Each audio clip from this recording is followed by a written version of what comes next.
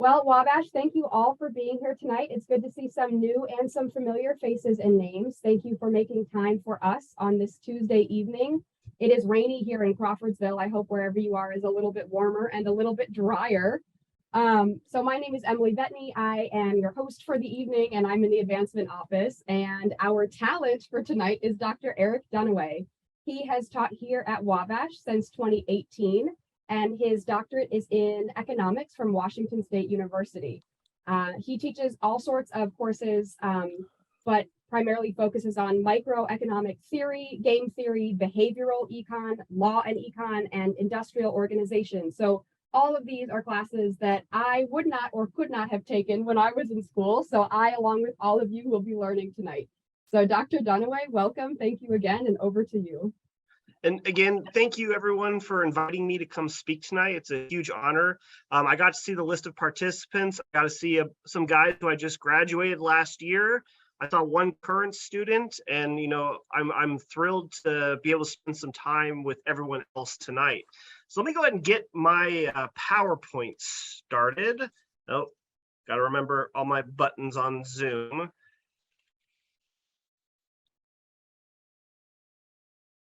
All right, are we all seeing the slideshow? Looking good? Yes. Yep. Perfect. Awesome. Look at going. Like Emily was saying, that great introduction. My name, of course, I'm Dr. Eric Dunaway. Now, my students have to call me Dr. Dunaway. If you're not one of my students, you're welcome to call me Eric. But I am an assistant professor of economics here at Wabash. So like Emily said, I've been here since 2018. I came right out of grad school when I got my PhD at Washington State. Go Cougs. So my background, my primary area that I study is game theory. Why did I not get sound here? Oh.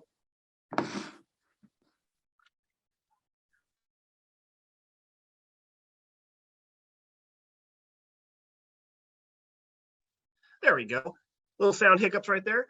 My primary focus is in game theory. I study strategic behavior, but through game theory, I've branched out into other fields like behavioral economics. I teach industrial organization here at Wabash. It's the study of markets, more beyond, of course, the perfectly competitive market. And I also do a little bit of law and econ on the side too. It's a lot of fun. My primary class I teach here at Wabash is intermediate microeconomic theory. So I'm if you had to kind of position me in the department, I'm a bit of the math nerd. I really like numbers. Today, what we're going to be talking about is something that I'm doing in my freshman tutorial this semester. It's called the Card Shark. What we're doing is we're using card games to introduce freshmen to the liberal arts. And this was an idea that came from a passion of mine. I've always loved playing card games, but once I started studying them critically, I learned that we could definitely apply this to thinking in a broader context. And I was just thrilled when Dean McDormand gave me permission to run this one. I just told him I had a crazy idea, and he kind of let me run with it. So in my freshman tutorial, we're focusing on 4 card games this semester. We started with poker, which unfortunately we're done for the semester. And then we actually just finished up our unit on Uno. And if you're wondering how I could teach a class on Uno and relate to liberal arts, I could talk your ear off for a long time about that one. We had an absolute blast about that. Today, actually, we started our unit on blackjack, and my students were thrilled to learn the house always wins, because as I was showing them hand signals for the game, I just seemed to win every hand as the dealer. I got a little bit of luck there. And we're going to finish off the semester after we're done with blackjack by studying euchre, because I can't teach a card class at Midwest College without doing a unit on euchre. That's kind of a requirement if we're going to be out here. What's funny about euchre is I had so many volunteers of members of staff and faculty that wanted to come to help out on the days where I was teaching euchre that I decided instead I was just going to have my students do a full campus event and invite everyone to come play. I figured it was the only way I could be fair about that one.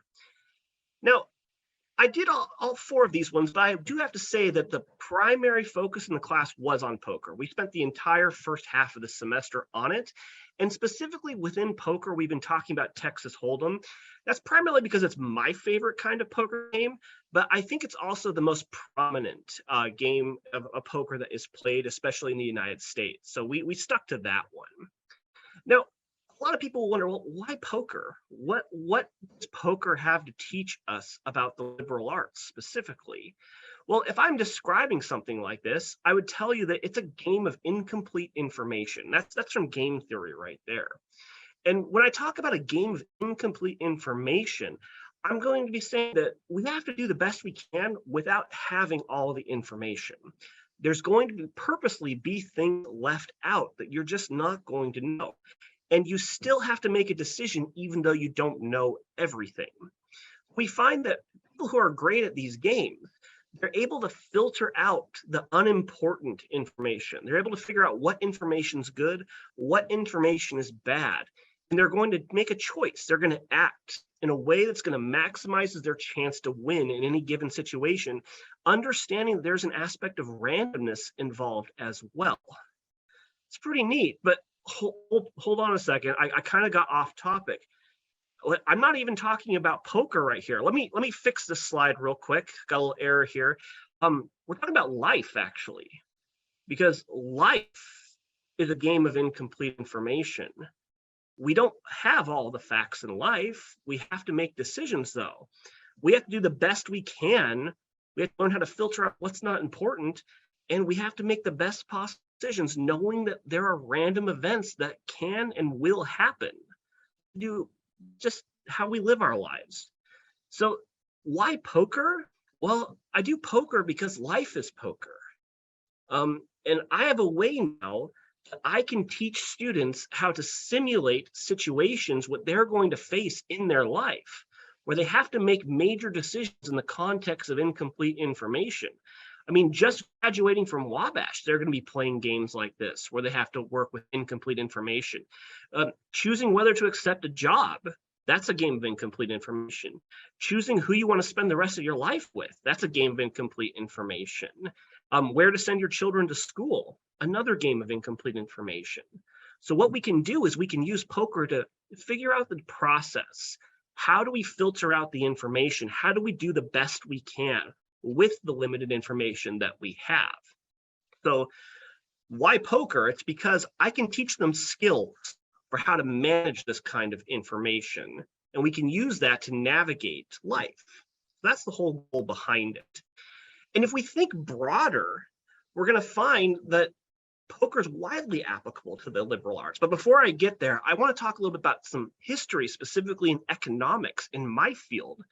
So game theory, hopefully the audience has heard a little bit about game theory. Anyone who's hung out with me definitely has. But game theory is the study of strategic behavior, and it has a unique relationship with poker as well. So if we go back to the mid-20th century, we find that game theory was created by two incredible minds. The first one, the one I want to focus on, his name's John von Neumann. So in my humble, completely biased opinion, I think John von Neumann was the most influential mind of the 20th century. I'm happy to debate that after the lecture, but he's my pick. So John von Neumann was a mathematician by trade, but in all honesty, he was a polymath. He was good at anything he tried, anything he put his mind to. So what his most famous contribution is with the Manhattan Project. He was doing all the calculations for the theoretical physicists to figure out what was going to happen with the atomic bomb. He's the one who coined the phrase mutually assured destruction. That was his theoretical model. And in his spare time, he was working with Alan Turing to develop the ideas that became known now as artificial intelligence. That's why he's my pick. But at the same time, von Neumann had a favorite game. His favorite game was poker. And von Neumann was so fascinated in poker because he loved the idea that it was a game of incomplete information. He thought he could solve it. To him, it was just another math problem. He figured that there was a way that he could figure out an optimal strategy for poker to where he could win every hand he'd ever play. He just had to figure out how to model it. So he reached out to an economist friend of his by the name of Oscar Morgenstern. And they developed game theory in their, it's a legendary book, it's one that, every economist in grad school gets to look at. It's called The Theory of Games and Economic Behavior. This book laid the groundwork for what is now game theory. It's a huge contribution to the science. It was influential for John Nash in his work that led to the Nobel Prize, and so many more economists have won the Nobel Prize based upon what was set up in the theory of games and economic behavior. The bad news for von Neumann, though, he never really got good at playing poker. He understood it, but he wasn't very good at executing it. Stories that have come out about him tell us about how he was extremely emotional and he had a lot of tells. Now, I point that out because I believe it takes two characteristics to make a really good poker player. You need to be equal parts scoundrel and nerd. Unfortunately for John von Neumann, he was a little bit too much nerd and not enough scoundrel. So that was where he needed to work on it, but unfortunately he never quite got there. The good news for John von Neumann, though, is that while he was losing all of his money playing poker, he met his future wife, and they lived happily ever after. So I'd say that was actually a win for him. But even still, if we think about game theory revolutionized how economists, how political scientists, biologists, lawyers, and so many other fields think about strategic behavior. It laid the foundation for a modern movement in economics, and it was wildly influential. And to think, it was all just inspired by a silly card game. Poker got us game theory. But we could also say that about almost all of our statistics in probabilistic mathematics. It was always a gambler who was looking for a nerd to figure out how to explain the game to them. That's usually how we got math. So what's neat, though, is that as I've been teaching these freshmen about poker, I've come up with kind of a roadmap of how do you get good at poker? And we have discovered together that it takes the full spectrum of the liberal arts to become a competent poker player. I'm going to break it up into all three divisions to give you a perspective on this. So from division 1, we need math. Of course, you need to understand probability if you're going to be good at poker, but you're also going to need computer science. Modern poker theory is something that we call game theory optimal, or GTO for short. That's done using really complicated Monte Carlo simulations, uses machine learning to figure out what's the optimal play for any given hand. But even over in division 2, we need to study philosophy. We need a fundamental understanding of uncertainty. We need to understand truth seeking. We have theater. We have to learn how to control our body in order to not give information away, or to give information away that we want to give away. And as suggested by Dr. Blix, I had to point this one out here. Religion's important too, because you may just well find God at the poker table. You wouldn't be the first person, you won't be the last person to discover that one. Going back to this theater idea, though, what was really fascinating to me is that I have my freshmen writing journals telling me about their experiences with learning poker. And one of the most common things that they tell me they want to work on is how to get better at bluffing. And I told them, well, you guys aren't great at bluffing because you've never taken a theater class before. And then I show them examples of actors completely bluffing on professional poker players because they're just that good at controlling their body, controlling what information they give off. Division 3, of course, where I'm from, well, in economics, of course, we need an understanding of strategic behavior and risk. We have to know what we're doing in an uncertain situation. And psychology, where I'm going to draw a lot from today, we have to have an understanding of the limitations of the human mind.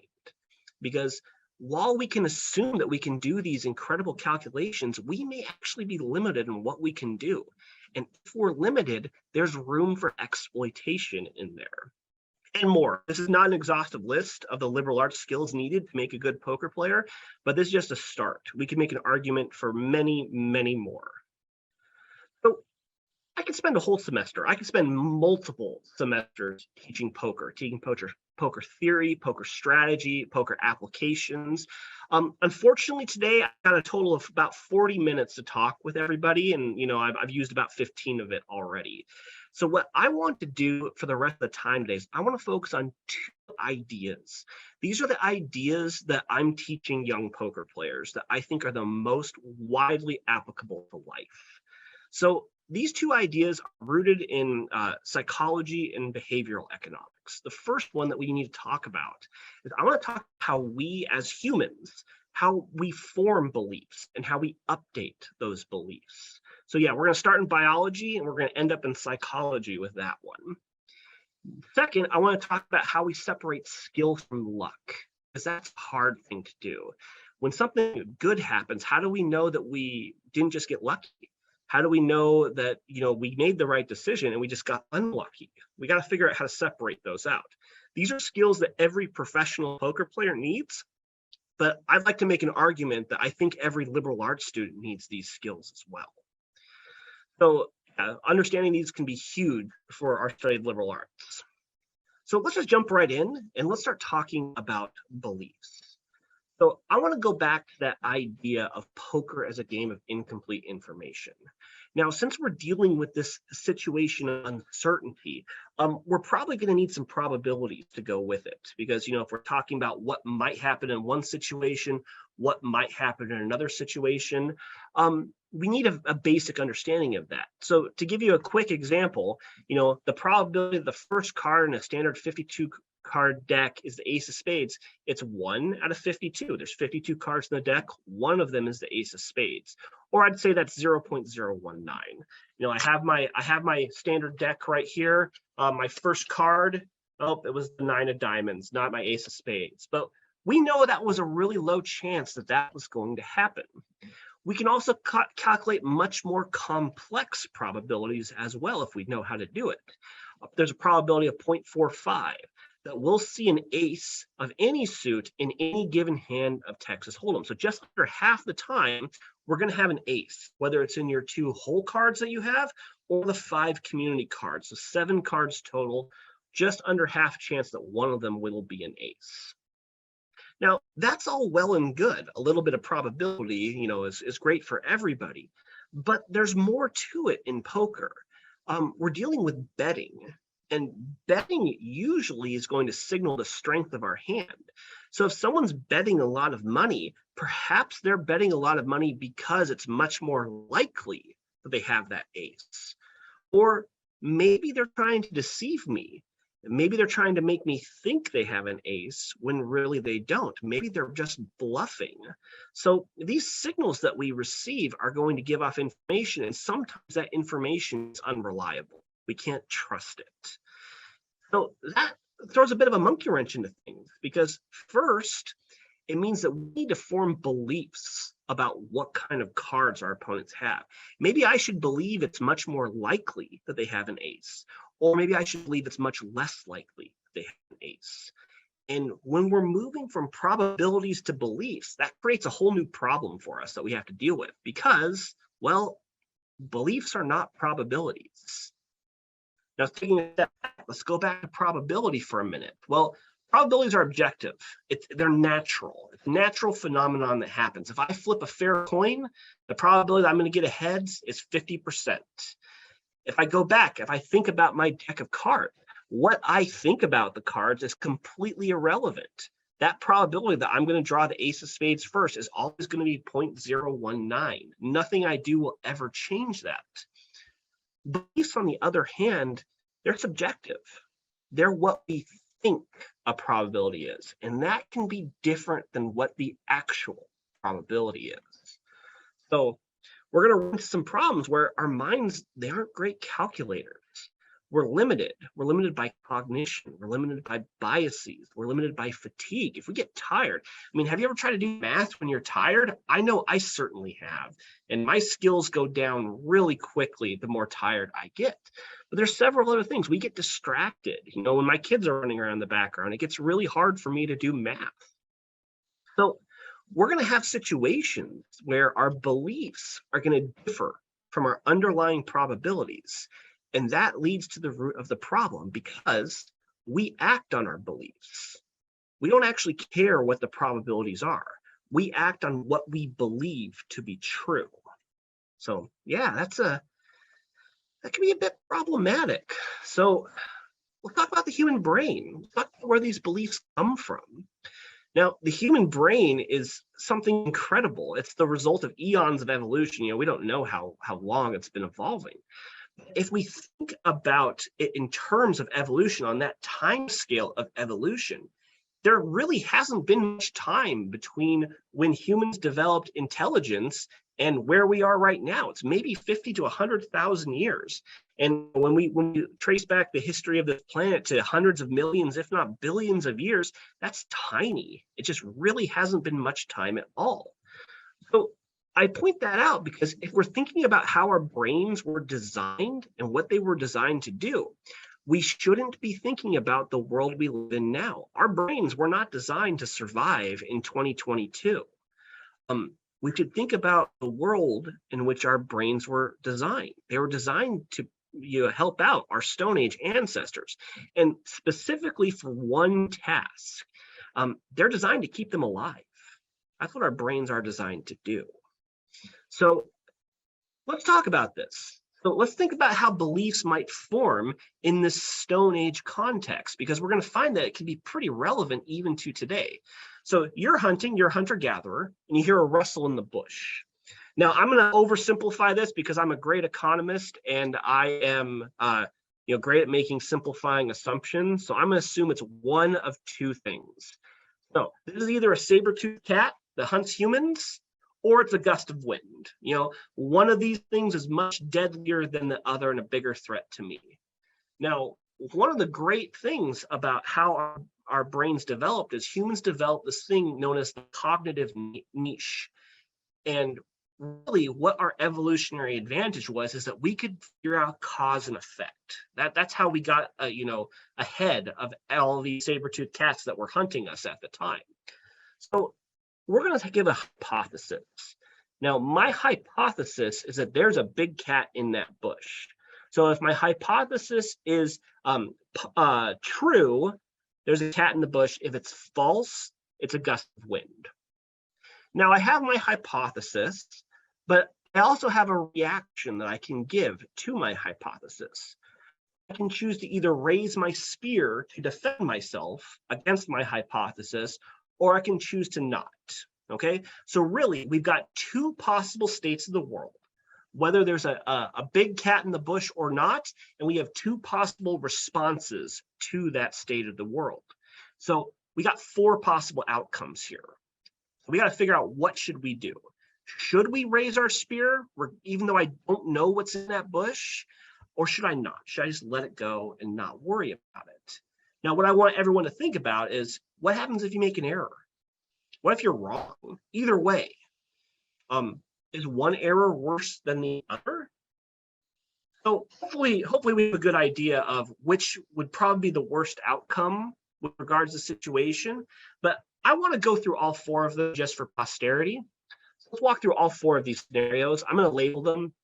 First one, the false negative. Our hypothesis is false, and we have the negative response. So the gust of wind, which is our false for our hypothesis, the negative response, we don't raise our spear. That's a pretty good outcome, right? Yeah, that's our best case scenario. I didn't have to put any extra effort to keep myself alive, and there isn't a cat trying to kill me. So we like that one. That's a win right there. Let's go scenario 2. This is the false positive.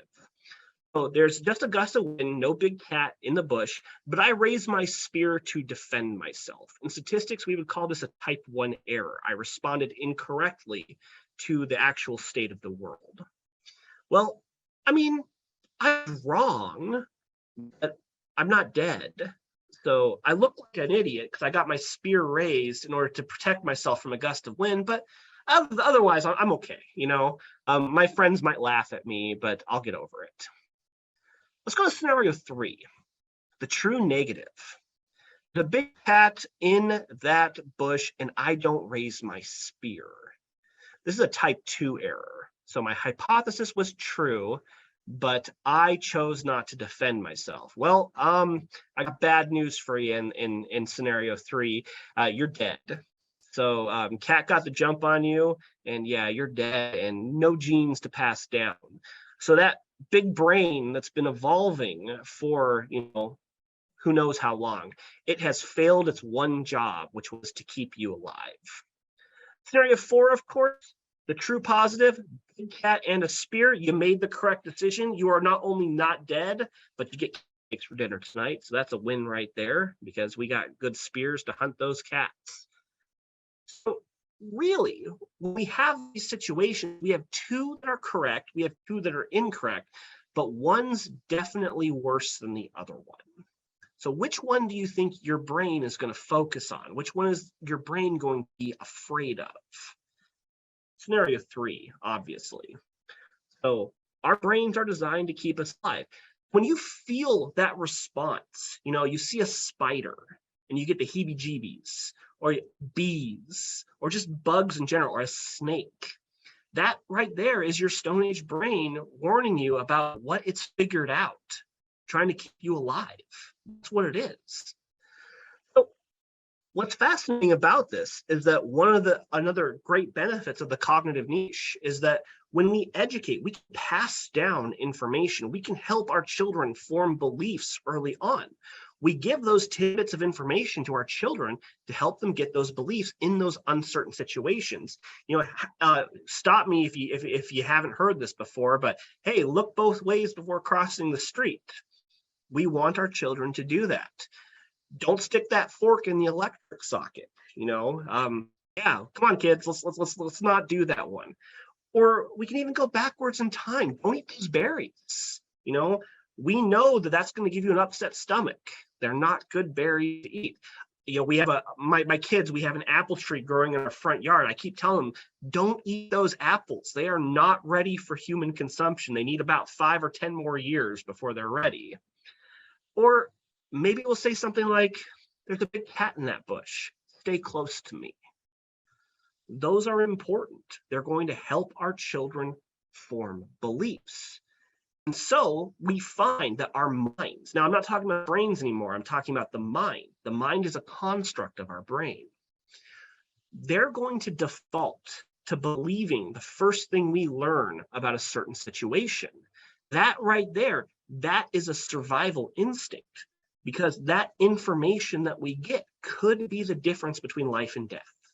We got to make sure we stay alive. So make sure you understand that that noise probably means there's a cat in the bush. And if I'm wrong, it's not a big deal. But if I'm right, we got to make sure we're defending ourselves. So we see there's a response to this.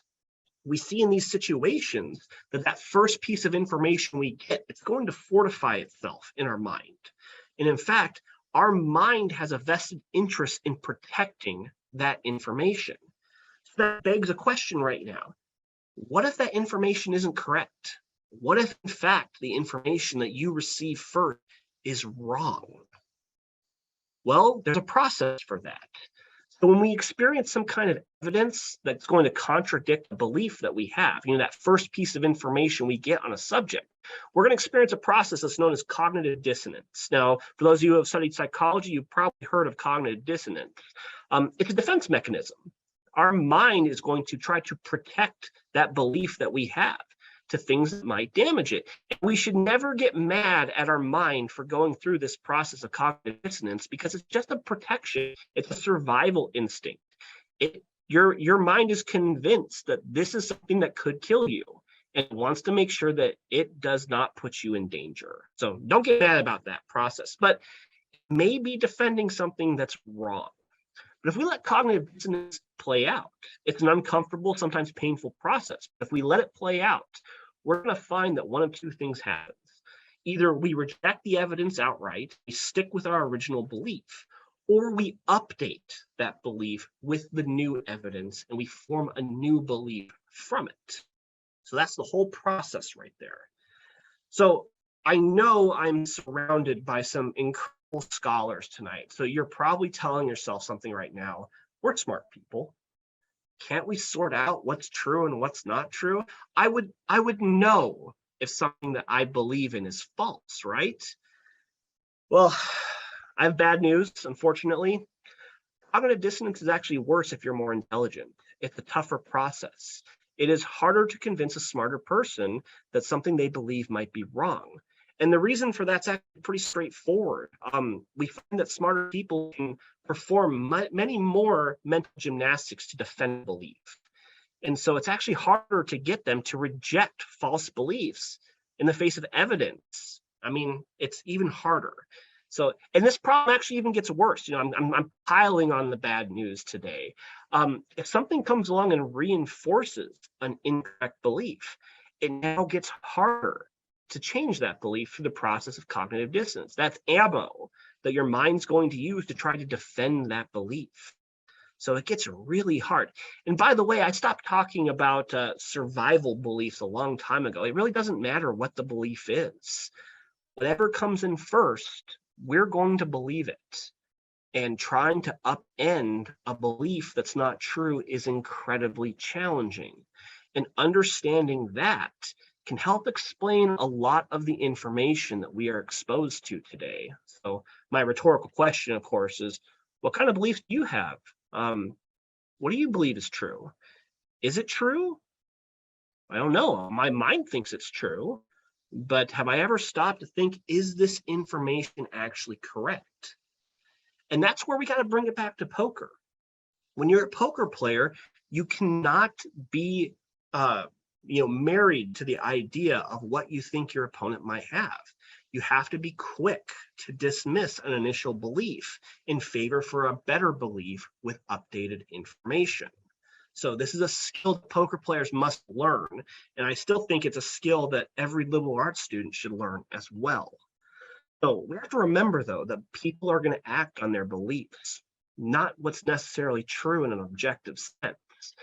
So if we're a poker player, of course, if we can find a way to condition people's beliefs, by hacking their brain, for lack of a better term, if I can seed a belief inside of a person, if I can make them believe I have 4 aces, I don't actually need to be holding 4 aces if I can convince you that I am.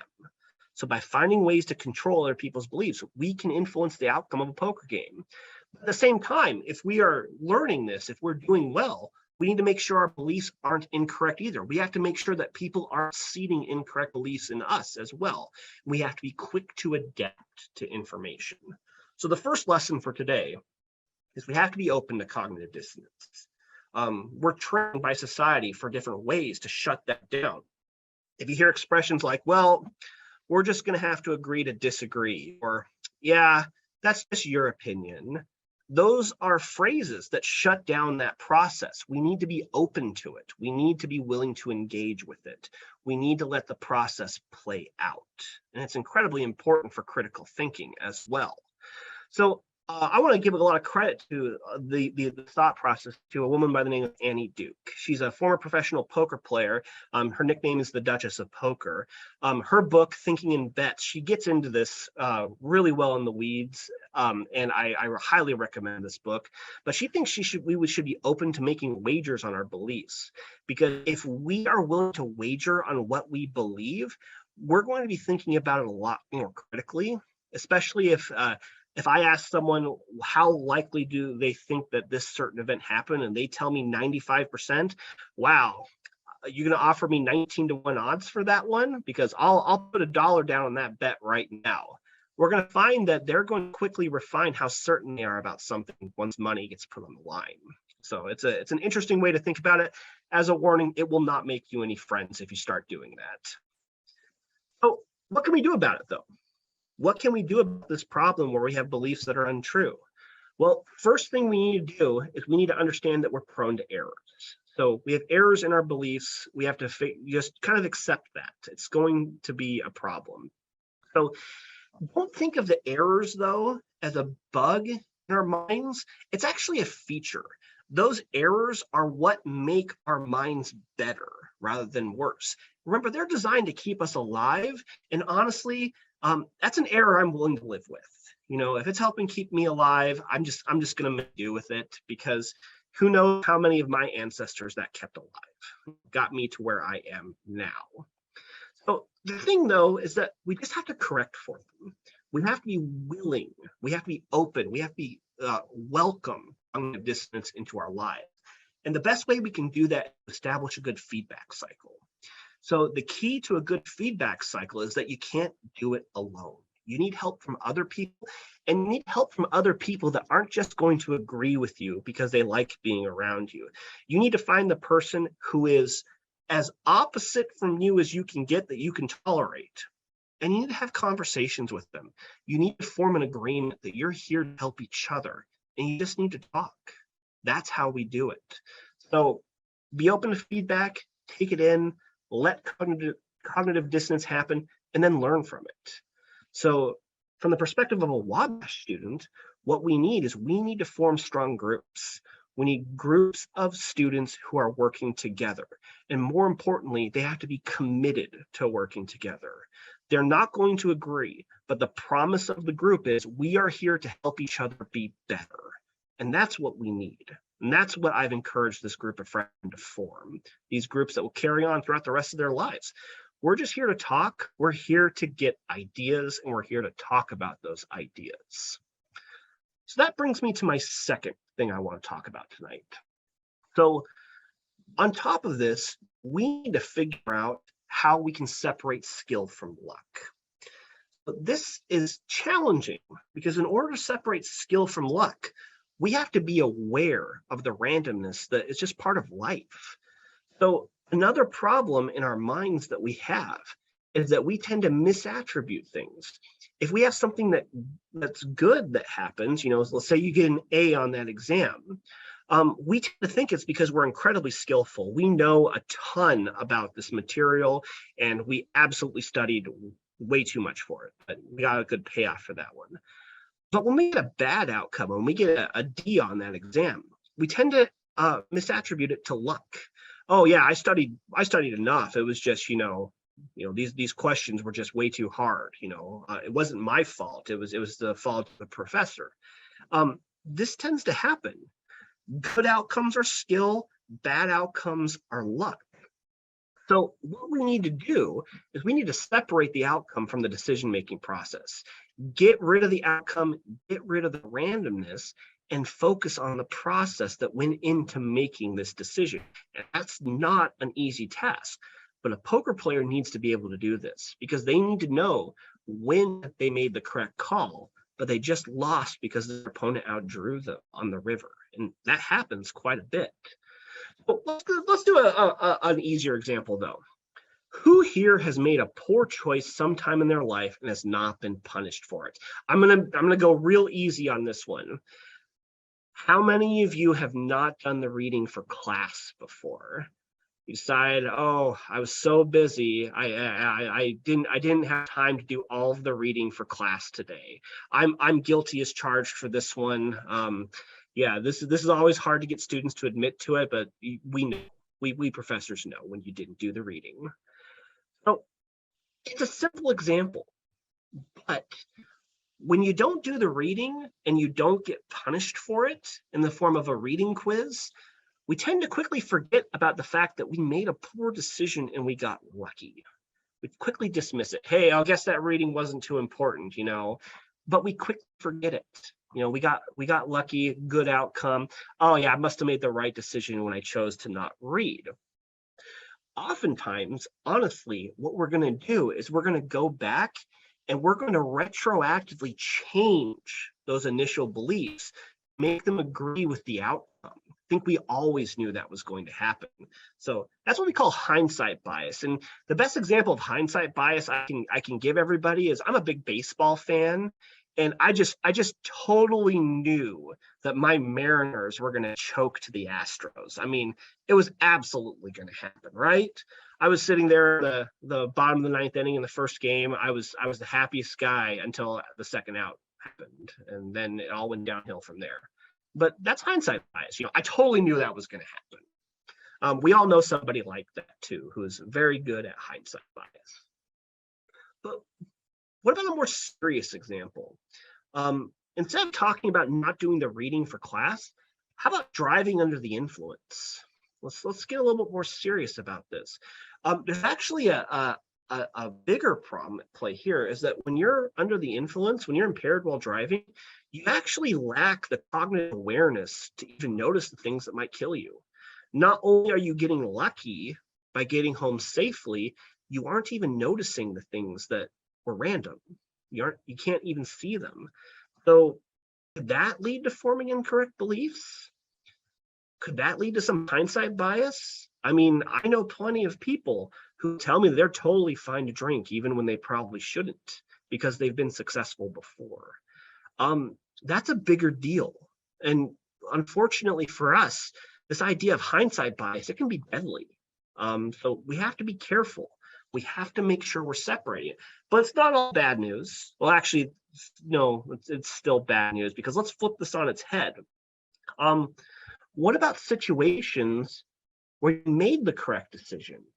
You just lost due to bad luck. How do those situations feel? So for instance, if you ever studied the wrong thing on an exam, you made the right choices. You spent time preparing. You made sure you did the reading, but you just did the wrong reading. That's happened to me before. That will happen to a student where I was just like, oh, I spent so much time studying this, and then it just didn't end up on the exam. A more practical example, perhaps, have you continued to invest in your 401k while you know the market is trending downward? I look at my 401k statement about every quarter and I just lament the fact that it's still losing money. But I know that investing in it is the correct decision. I haven't changed my investment strategy at all. I do what every economist will tell you to do. When you receive your quarterly statement for your 401k, you don't open it and you throw it in the garbage because you play the long run on that one. That's the correct decision. You ever thrown the ball from the 1 yard line on the Super Bowl? Traumatic experience for me watching my Seahawks lose in Super Bowl 49. That said, if we forget for a moment that play was intercepted at the 1 yard line, if we analyze the play from before that, second down, 1 yard to go, 34 seconds remaining, down by 4, and you have a timeout. Analyze it with just that information, what the Seahawks knew at that time, passing the ball is the correct call. Hard for me to swallow that as a Seahawks fan, but it is the correct call. So it was just bad luck. They hurt. They really, really hurt, especially when you want to beat Tom Brady and win back-to-back Super Bowls. So they're tough. We have a name for that.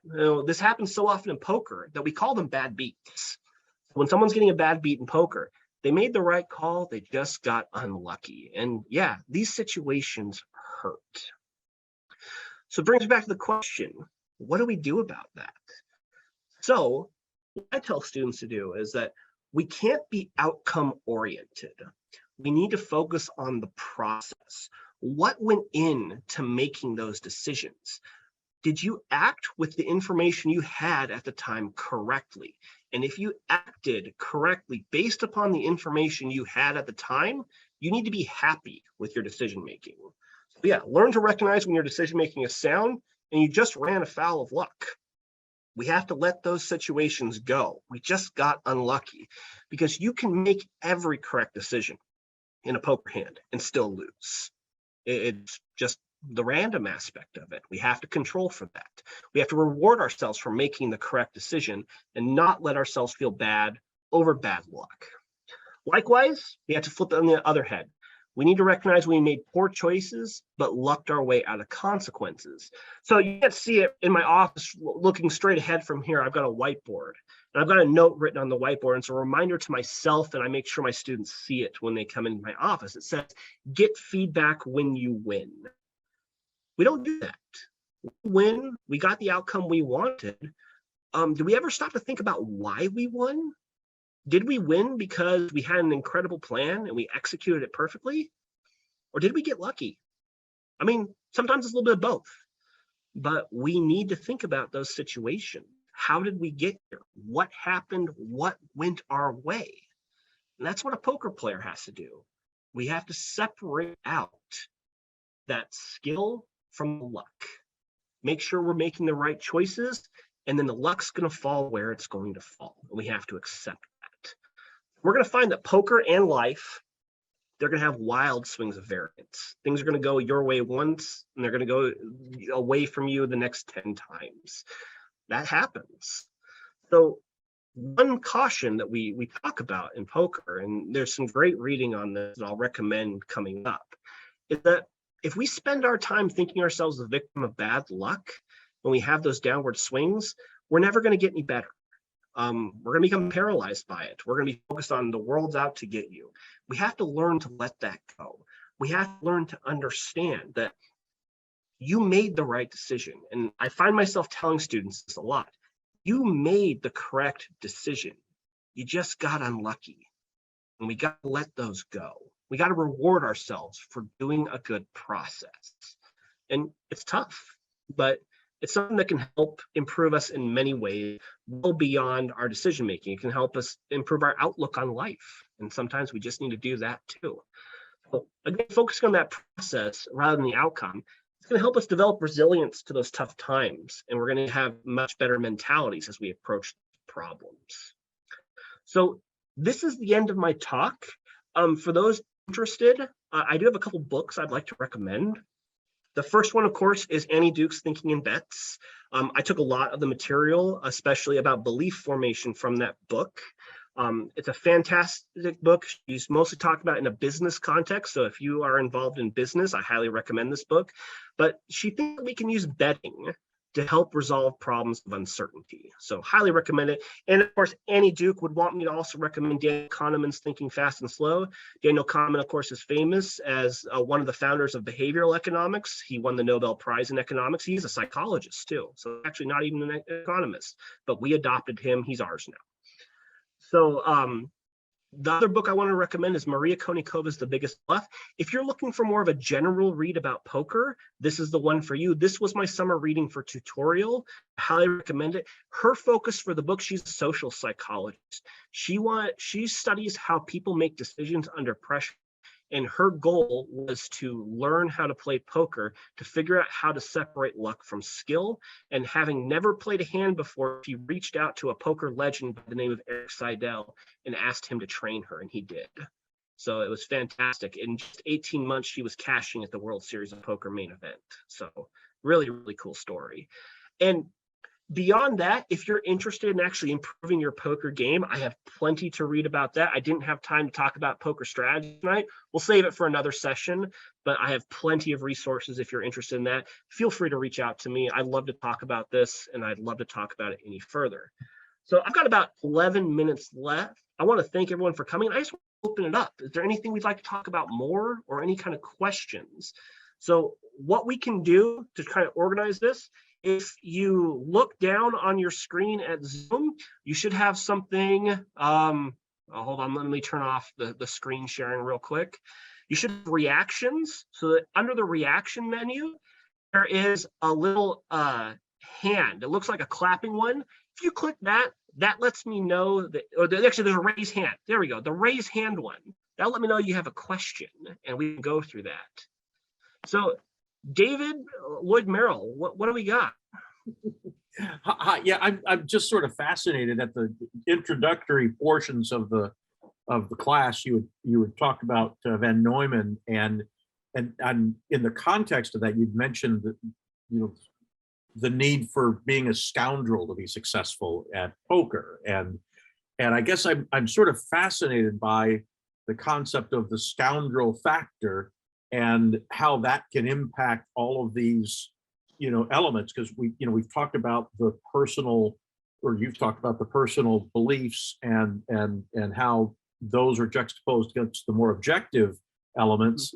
But boy, fascinating that, in poker as well, you've got the scoundrel that maybe you can be somewhat scoundrelly to be good at it, but what about those scoundrels that are coming in and impacting all of those other elements? I have a cogent thought on it, but I'm fascinated by the concept. It's really neat to think about that in the modern poker context, because before the last decade, poker was overwhelmingly dominated by the scoundrels.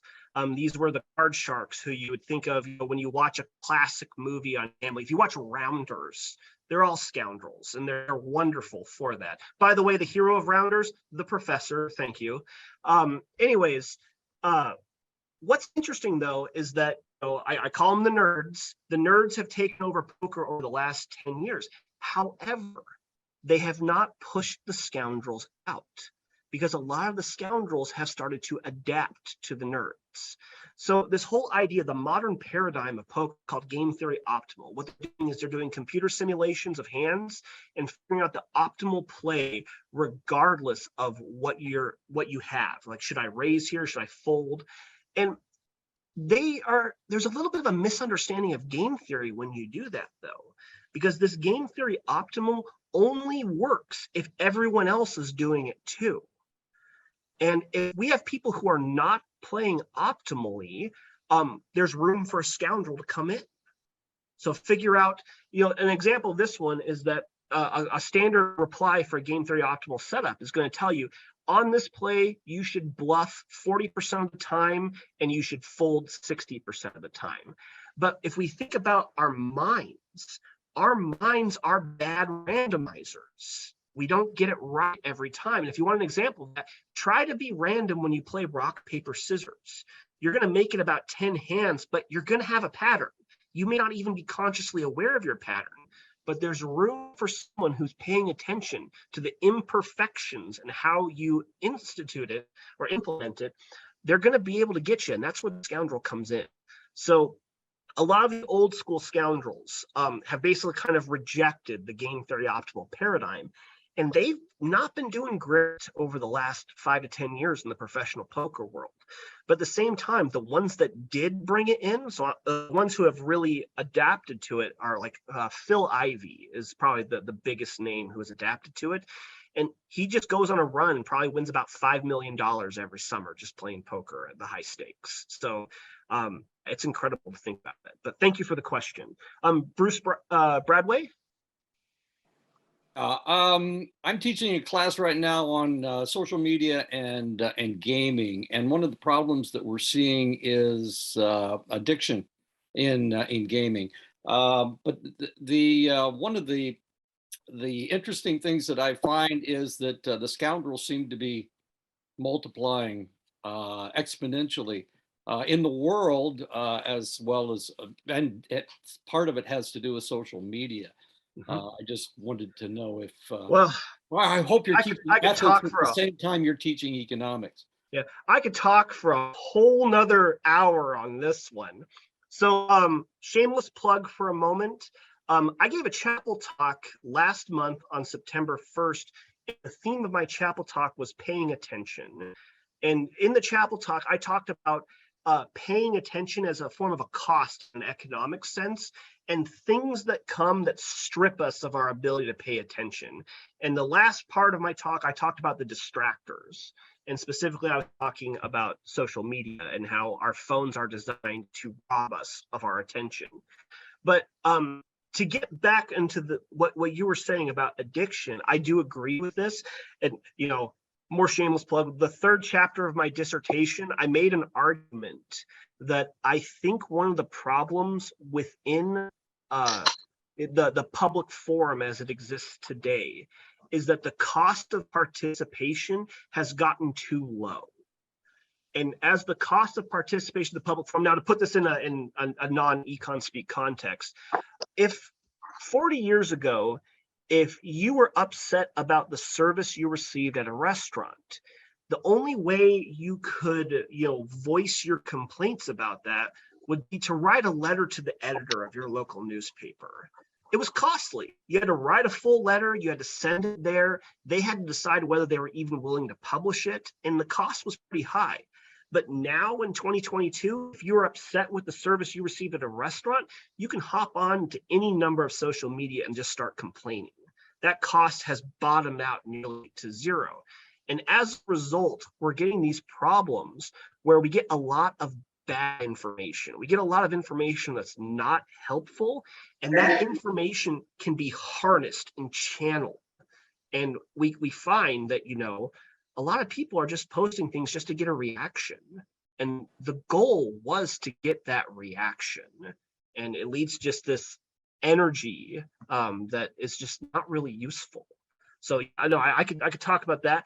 And I agree that the scoundrels are at play here because they found a kind of a weakness in the system and they're trying to exploit it for monetary gain. So 100% with that.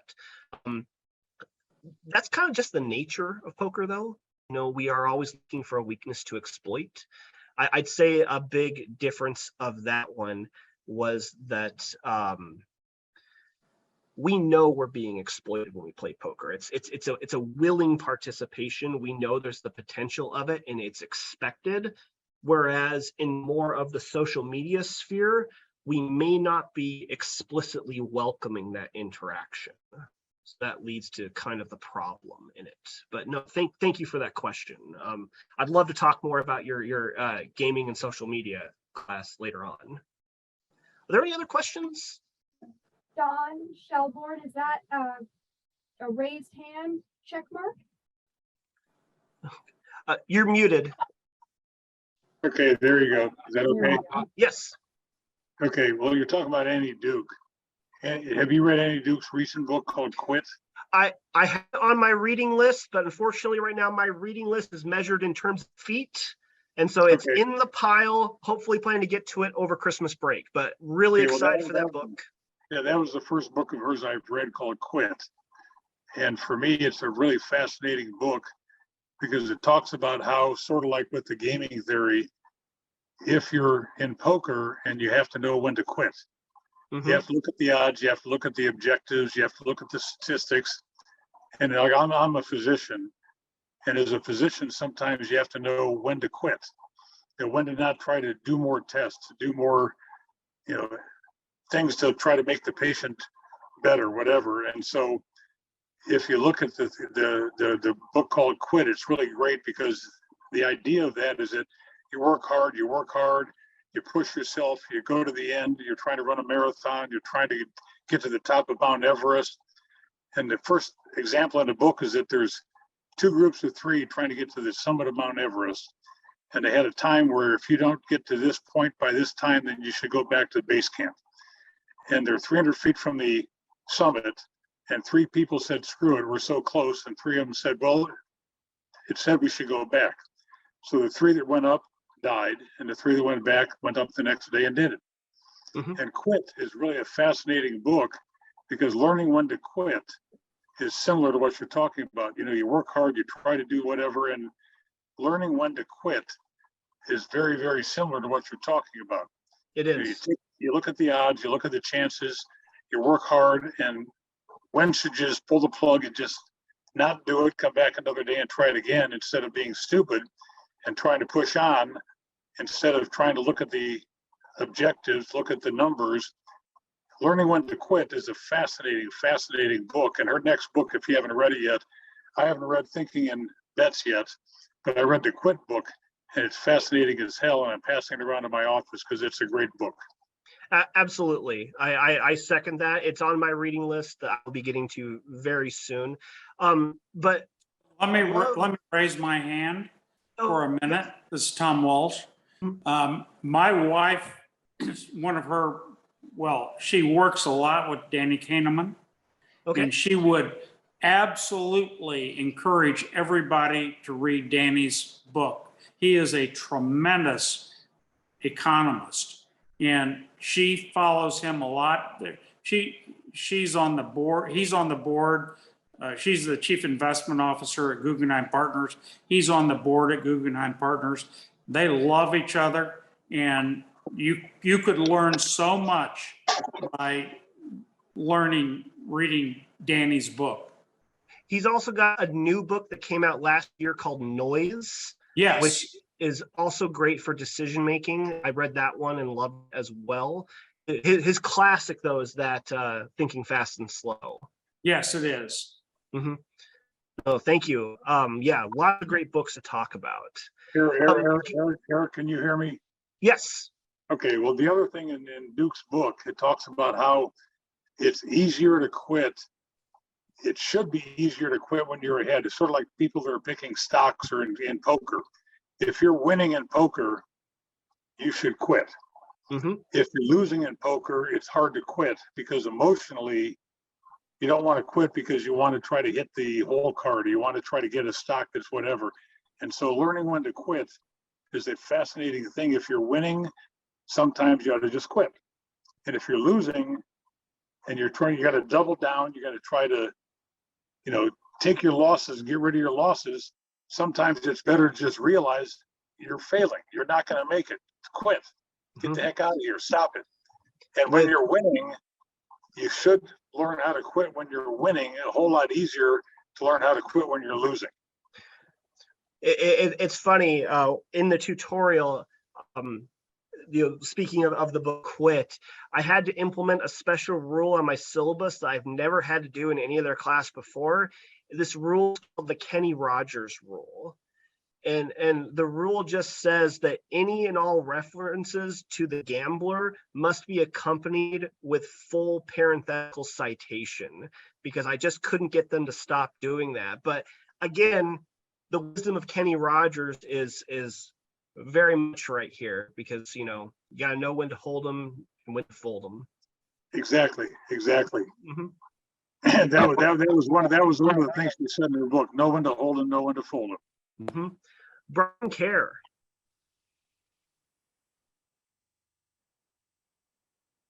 I will introduce myself again for a second. What you were teaching is critical thinking. Yes. I liked the topic, but it evolved into so much more, and is truly about how to think critically, which is why my wife likes to hire Wabash graduates, because you guys are teaching those young men exactly how to make decisions. I made a little joke to the guys towards the end of our unit on poker when I told them, everything I have taught you so far has been about poker, but nothing I have taught you so far has been just about poker. I fully agree. Eric, this is Don Shelbourne again. Okay, I'm a physician, and when I went to Wabash, I was amazed at the number of guys that went to Wabash College that were philosophy majors, religion majors, English majors, rhetoric majors, that applied to medical school and got in.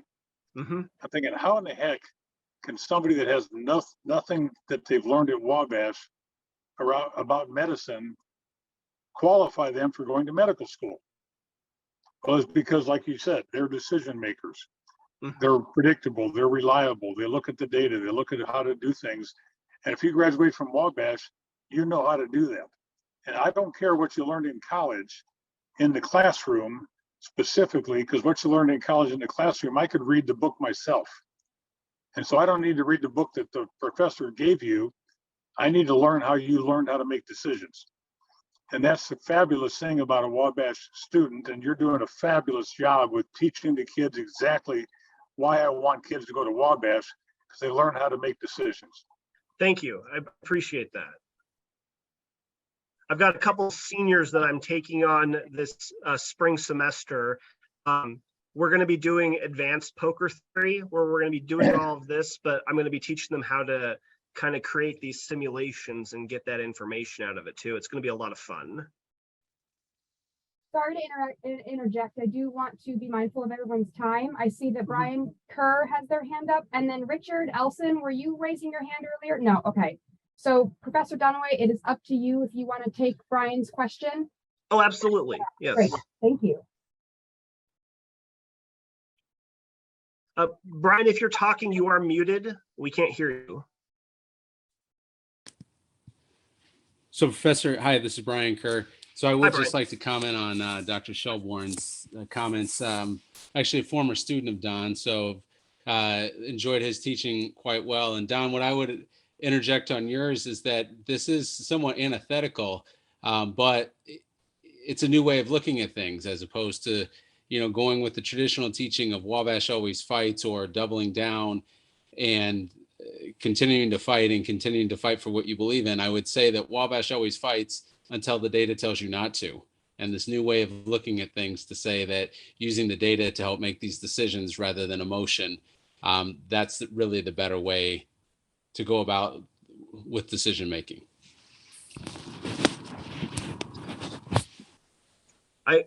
I like that. I always like to say that, this is probably the economist in me coming out a little bit here. Wabash always fights is, paramount, but Wabash always fights the fights worth fighting.